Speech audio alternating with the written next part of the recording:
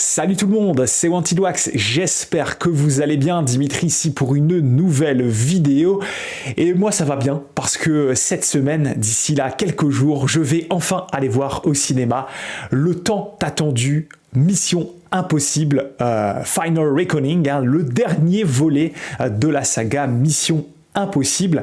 C'est d'ailleurs peut-être le dernier film Mission Impossible avec Tom Cruise, donc c'est d'autant plus avec impatience, parce que vous savez que j'adore Tom Cruise. Ce que je vous propose aujourd'hui, c'est tout simplement de faire une petite présentation, une représentation, plutôt une vidéo qui rassemblera tous les vinyles existants, et du coup on va parler aussi des musiques, des différents films Mission Impossible qui existent et que je possède dans ma collection, que vous avez dû voir au travers de plusieurs vidéos, puisque au fur et à mesure des années, j'avais à chaque fois présenté mon dernier achat Mission Impossible. Et donc aujourd'hui, je vous propose dans cette vidéo, une vidéo récap, où vous allez découvrir toute la collection Mission Impossible côté film, notamment au travers par exemple de ce magnifique coffret sorti chez Mondo. On va regarder ensemble et on va parler de chaque film et de chaque compositeur, mais avant ça je vous invite d'abord à vous abonner, puisqu'on est très très proche des 2000 abonnés sur la chaîne. C'est génial, je vous remercie très très très chaleureusement. Et puis bien sûr le générique, allez let's go, c'est parti.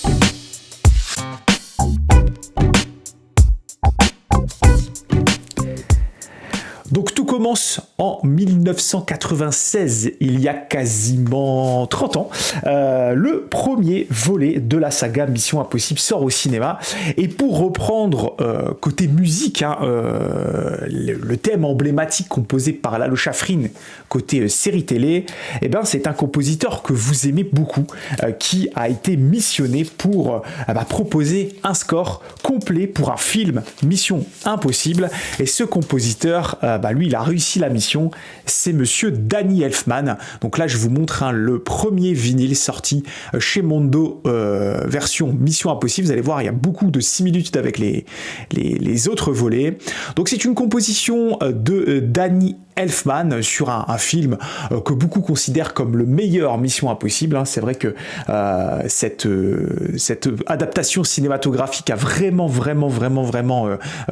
été une réussite, avec des scènes mythiques, mais tout cela n'aurait pas pu être aussi génial si Danny Elfman n'avait pas composé un thème si important et si majeur dans l'histoire de la saga et de la franchise Mission Impossible. On va retrouver bien entendu la reprise du thème emblématique, mais on va retrouver les sonorités de Danny Elfman côté action. Alors il y a quelque chose de très héroïque dans cette bande originale, et c'est vrai qu'elle est assez géniale. Donc je vais vous montrer le vinyle, puis après je vais vous laisser systématiquement des extraits.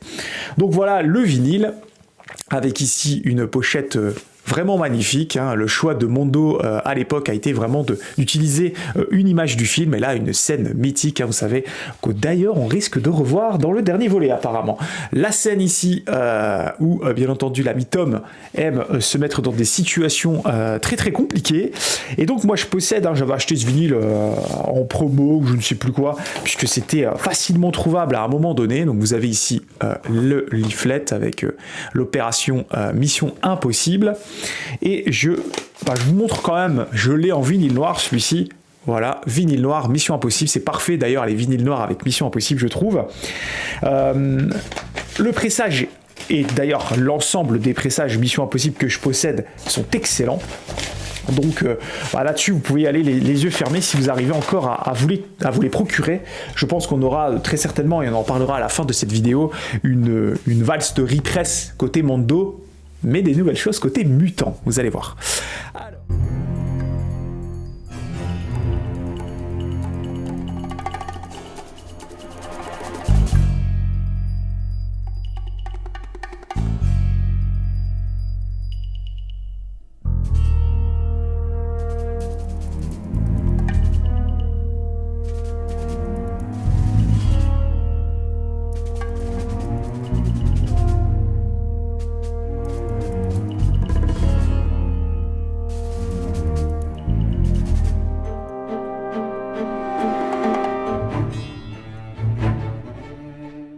Ensuite était sorti, alors je vais regarder parce que les dates et moi c'est toujours un problème, donc était sorti en 2000, donc c'est 4 ans plus tard, suite bien entendu à la réussite du premier volet, était sorti et celui-ci il a beaucoup fait parler puisque c'est un film qui n'a pas du tout été bien reçu de la part des fans mais aussi de la presse.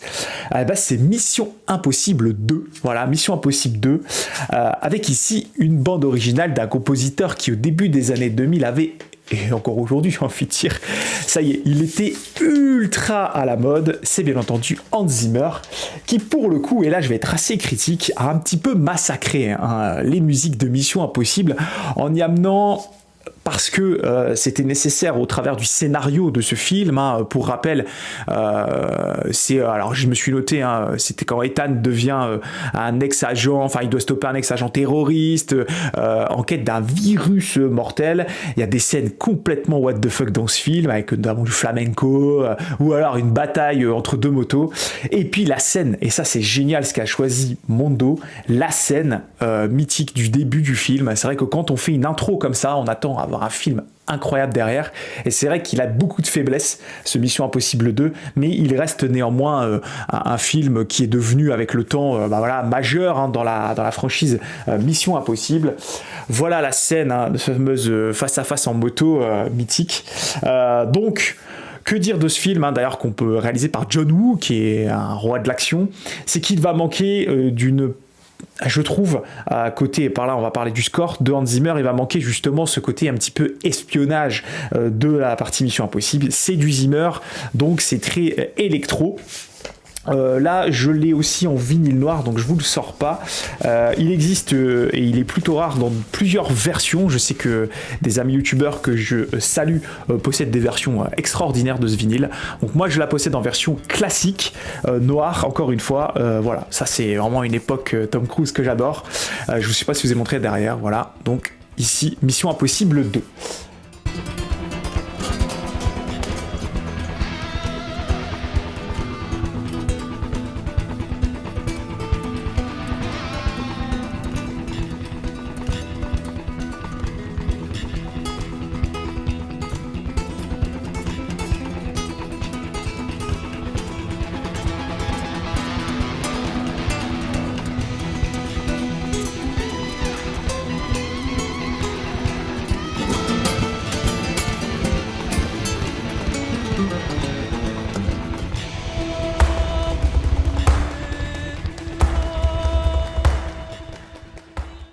Alors ensuite, il s'est passé quand même pas mal de temps. On arrive 6 ans plus tard, imaginez, 6 ans plus tard, et là on va clairement le dire, c'était un moment charnière pour la saga Mission Impossible. Généralement, quand on passe à 3 films, suite à l'échec du deuxième déjà, faire confiance à un troisième film, Tom Cruise qui continue de dire ok pour participer et être toujours notre Ethan Hunt favori, il faut pas se louper. Et ils vont faire appel, les studios, et ils ont eu raison finalement, à J.J. Abrams. Et qui dit J.J. Abrams dit naturellement Michael Giacchino. Donc Michael Giacchino, donc vous vous rendez compte, 3 compositeurs en 3 films. Donc là, on est vraiment sur une tentative d'essayer de retrouver un compositeur qui va de nouveau retourner dans l'esprit plus classique de Mission Impossible, sans être trop critique vis-à-vis de Hans Zimmer, mais il s'est pris un chaos total par rapport au score qu'a fait monsieur Michael Giacchino, clairement. Alors c'est plus symphonique, clairement aussi, mais Giacchino sur Mission Impossible 3, c'est une claque totale, c'est un excellent score de Michael Giacchino. Donc voilà, alors ce vinyle a une petite particularité, notamment chez Mondo, puisque quand je l'ai acheté et reçu à la maison, je me suis toujours posé la question pourquoi ils avaient mis de la colle ici. Vous allez voir après pourquoi. En fait, il y a une colle, une espèce de colle au niveau de l'obi enfin au niveau de le lobby Mondo, on va dire ça comme ça. Et je m'étais toujours posé la question pourquoi ils avaient mis de la colle. Et vous allez vous allez savoir pourquoi après. Donc au niveau du vinyle, encore une fois, on réutilise ici donc une magnifique photo du film. Hein. Rappelez-vous, ce film a vraiment été une réussite avec Philip Seymour Hoffman, la patte de lapin, tous ces trucs-là, c'était génial, l'histoire était top. Et c'est ce film clairement qui a relancé la saga Mission Impossible pour moi. Donc qui pour le coup après celui-ci, je me suis trouvé véritable passion pour les films. Donc au niveau du score, Michael Giacchino, je l'ai dit, va revenir à des thèmes plus classiques. Il va adapter avec beaucoup de génie le score, enfin le thème principal de Mission Impossible. Il va y ajouter de nouveaux thèmes. Enfin bref, c'est complètement génial ce que nous a fait Monsieur Giacchino. Donc là, au niveau du leaflet, on va avoir un petit peu plus de liner notes, mais ça reste, vous savez, dans la continuité de ce que propose Mondo sur le premier et deuxième volet. Et pareil, je l'ai en vinyle noir, donc je vous le montre pas. Ça sert à pas grand chose. Pareil, pressage super, hein, je le répète.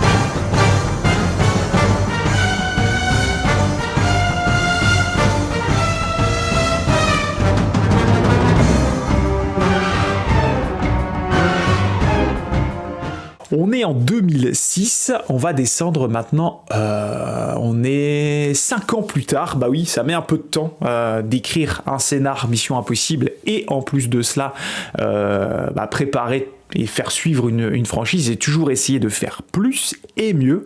C'est pas forcément évident, vous le savez, hein, les franchises généralement plus on avance plus c'est compliqué, et Mission Impossible plus on avance et plus moi personnellement je trouve ça génial. Et là on va arriver sur Ghost Protocol, donc Ghost Protocol ou Mission Impossible 4, et une fois n'est pas coutume, on reprend Michael Giacchino. Bah oui, le mec est tellement fort que on va décider de le garder pour Ghost Protocol, qui est clairement le plus explosif, je trouve, des Missions Impossibles, puisqu'on va nous emmener vraiment, on est en 2011, donc on est aussi au début des gigavilles dans lesquelles les gratte-ciel grandissent à perte de vue, et donc c'est un super terrain de jeu pour Monsieur Hunt. Et donc on va utiliser ça dans Mission Impossible, et regardez-moi cette magnifique photo, c'est génial. Donc Michael Giacchino revient pour Ghost Protocol, et là aussi particularité, toujours à cette petite colle, et vous allez voir juste après pourquoi. Donc au niveau du gatefold, cette scène mythique, encore une fois, très bon choix de la part de Mondo et de Mo Shafik, Mo Shafik qui aujourd'hui est l'un des fondateurs de Mutant, qui travaillait chez Mondo. C'est lui qui est à la DA de ces versions vinyles. Il faut retenir, parce qu'il va se passer des trucs à la fin de cette vidéo, vous allez voir. Donc, là, cette fois-ci, je peux vous proposer un vinyle couleur, puisque je l'ai acheté tardivement, vous allez comprendre pourquoi. Donc je l'ai pris dans cette version Sandstorm, donc tempête de sable. Pressage qui est très très bon aussi, et bien entendu on change pas ce qui fonctionne, encore une liner notes identique. Donc pourquoi je vous disais il y a de la colle, etc. Je l'ai pas dit d'ailleurs sur le score, beaucoup plus explosif, encore une fois, beaucoup de thèmes d'action dans lequel Giacchino va aller, je trouve, un petit peu puisé dans ce qu'il faisait sur les Indestructibles, etc. Donc voilà, j'ai trouvé cela intéressant et tout bonnement génial.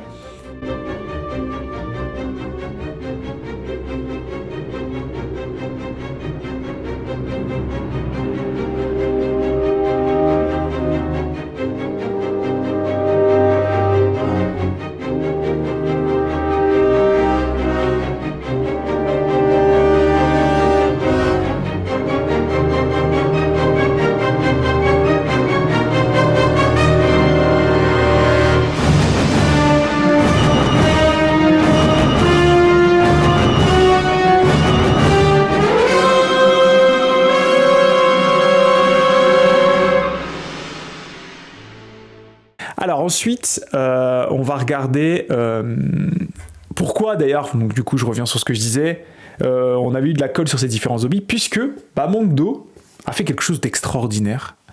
Ils nous ont proposé avec donc Ghost Protocol. Donc moi j'avais une chance, c'est que je possédais le 1, le 2 et le 3, mais pas le 4, j'avais tardé à l'acheter. Et puis ils nous ont proposé ceci. Voilà, une box Mission Impossible, plus donc à l'intérieur Ghost Protocol. Et du coup, vous pouviez avoir ça pour 60$ chez Mondo. Moi, j'ai sauté dessus. Puisque je trouve, et je vais vous la montrer, hein, vous l'avez peut-être déjà vu sur la chaîne, mais cette box est juste magnifique. Voilà, ici. C'est juste magnifique. Et vous voyez ici, volume 1, on en parle juste après. Et ici, les différents compositeurs sur les 4 premiers volets. Donc, je vous disais, hein, ils avaient mis de la colle. Pourquoi ? Parce qu'en fait, pour que les vinyles puissent rentrer et que les zombies puissent ne pas se détacher, ils ont mis de la colle et comme ça rentre plus facilement dans la box. Bon, c'était finalement au départ quand j'ai acheté Mission Impossible 3, le présage de pourquoi ils ont mis de la colle, c'est bizarre, c'était parce qu'ils avaient prévu cela.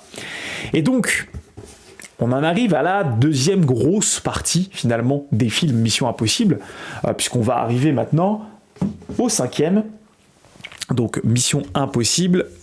Si je dis pas de bêtises, c'est le 5, celui-là. Fallout. On va regarder. Si je dis pas de bêtises, à chaque fois, non, c'est du coup pas Fallout, c'est d'abord Rogue Nation. Donc Rogue Nation, c'est une composition de Joe Kramer. C'est plus Michael Giacchino. Autant vous dire qu'en 2015, Michael Giacchino plus dispo, ce qui est bien dommage d'ailleurs. Et du coup, on s'attaque et on va chercher Joe Kramer, que je connais pas assez pour pouvoir vous détailler.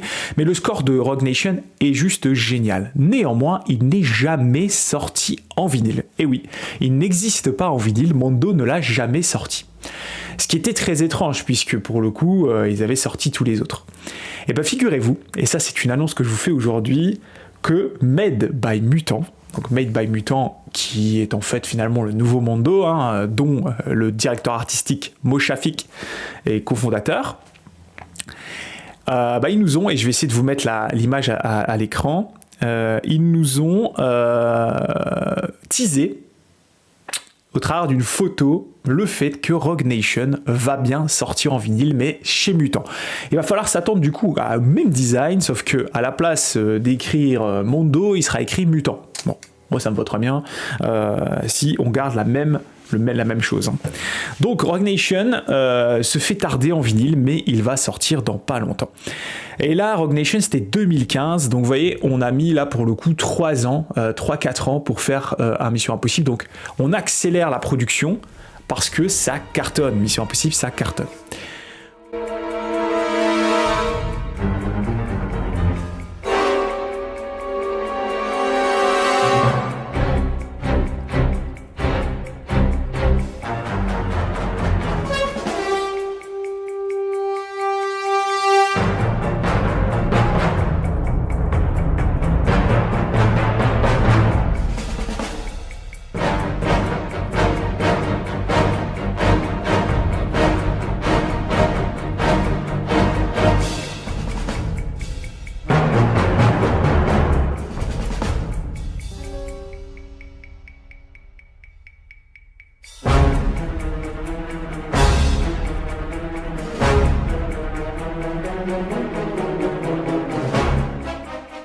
On arrive à Mission Impossible 6, donc Mission Impossible 6, Fallout, donc Fallout, un Mission Impossible dans lequel cette fois-ci on va aller chercher un compositeur anglais très tendance, Lorne Balfe. Alors Lorne Balfe, c'est un compositeur qui fait partie des équipes plus ou moins proches maintenant de Hans Zimmer. Et Lorne Balfe, il a une grosse qualité, c'est qu'il sait faire avec les films d'action. Et pour le coup, clairement là, c'est très très très réussi. Les scores de Lorne Balfe sur Mission Impossible sont très très bons. Ils sont pas au niveau des Giacchino qui sont beaucoup plus symphoniques, mais Lorne Balfe, il met un peu plus de pâté. Et il fait un petit peu un mélange des deux. Un peu entre du Zimmer bourrin et du Giacchino raffiné. Voilà, c'est un peu une manière de voir les choses. Et donc Fallout, sorti aussi du coup chez Mondo. Donc ils ont repris en fait, et là c'est là où tout le monde s'est dit vous oubliez Rogue Nation. Et du coup il y avait beaucoup de gens qui réclamaient Rogue Nation. Bon, ils ont continué à le faire avec ici du coup Mission Impossible 6, sorti lui en 2018, et donc lui je le possède dans une couleur, il me semble c'est gris, voilà c'est ça, comme quoi je me rappelle bien de la couleur ici, voilà, vinyle gris. J'avais décidé de prendre cette couleur, je me suis dit ça suit bien, mais c'est vrai que si je dois vous recommander des couleurs sur Mission Impossible, prenez noir, c'est très bien, c'est très bien pour un film, pour des films de genre. Et je crois que le deuxième, ouais c'est pareil, c'est l'autre qui est jaune, vous allez voir le dernier. Donc voilà, sorti ça en 2018, donc ça fait quand même pas mal de temps maintenant, et lui encore une fois très réussi, hein, le Fallout, très bon.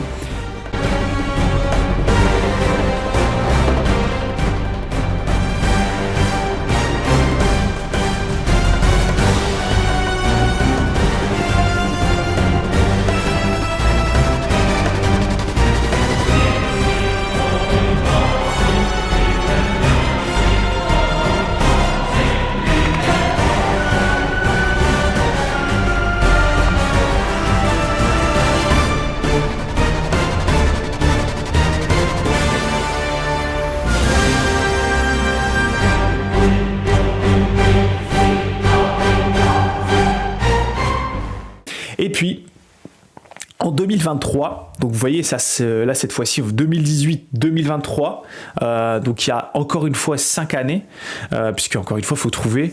Et là, ils ont décidé de faire fort, parce qu'ils avaient décidé de faire en 2 parties, et ils ont sorti le Mission Impossible Dead Reckoning, qui est sorti lui en 2023, et que j'ai tout bonnement adoré, d'un point de vue scénaristique, d'un point de vue performance de Tom Cruise. Et puis, Mondo ne déroge pas à ses habitudes, et a proposé du coup ici une magnifique version vinyle avec cette photo là incroyable de la cascade de Tom Cruise. Donc Dead Reckoning Part 1. Donc le dernier va s'appeler Final Reckoning et non pas Dead Reckoning Part 2. Voilà, bon, ils ont changé le nom entre temps. D'ailleurs, pour info, le film sort en 2025 et celui-ci est sorti en 2023. Donc c'est assez fou que les films soient sortis avec si peu d'écart entre les deux. Magnifique scène où Ethan Hunt a l'habitude de courir. Et là, c'est une scène géniale ici à Venise. Voilà, ce film est tout bonnement magnifique. Vraiment, c'est une vraie réussite. Et donc là, comme d'habitude, Opération The Entity, donc avec une intelligence artificielle, et le vinyle, je l'avais pris en version exclusive jaune, voilà, chez Mondo, à la sortie, Day One, je l'ai préco. Et là, c'est encore une fois Lorne Balfe qui revient sur Mission Impossible. Donc on avait trouvé, et malheureusement il y a une espèce de renouveau tout le temps. Donc on avait trouvé de nouveau un compositeur fidèle à la franchise, Lorne Balfe. Et figurez-vous que sur Final Reckoning, ça devait être lui. Et puis dernière minute, ces 2 gars qui sont ses assistants de ce que j'ai pu lire, que je ne connais pas du tout d'ailleurs, qui du coup ont pris le relais. Donc j'espère que ce sera tout aussi bon. Apparemment il y a eu des mésententes artistiques et autres avec Lorne Balfe, je ne sais pas, c'est assez étrange ce qui s'est passé. J'espère que ça va pas dénaturer la qualité du film, je ne pense pas réellement. Le score est génial, ce film est génial, et du coup là aussi naturellement mutant, j'en suis absolument certain. Donc ce que je vous dis là, j'en sais rien, mais pour moi il n'y a aucun intérêt à ne pas le faire. Mais mutant sera très certainement de la partie pour sortir en vinyle le Final Reckoning. Et du coup, mais oui, à votre avis, oui, c'est sûr et certain, nous allons avoir une box volume 2. C'est sûr, et je l'espère que c'est certain, mais je pense réellement que nous allons avoir une box volume 2 qui complétera du coup la magnifique collection vinyle de Mission Impossible. Voilà, donc entre temps je vais essayer de vous passer à chaque présentation quelques extraits musicaux si j'y arrive. Je vous remercie, c'était une vidéo que je voulais vous faire pour vous présenter la collection Mission Impossible en vinyle. J'espère que cette vidéo vous a plu, n'hésitez pas à vous abonner à la chaîne si ce contenu vous plaît, et moi je vous dis à la prochaine. Je pars en mission, salut!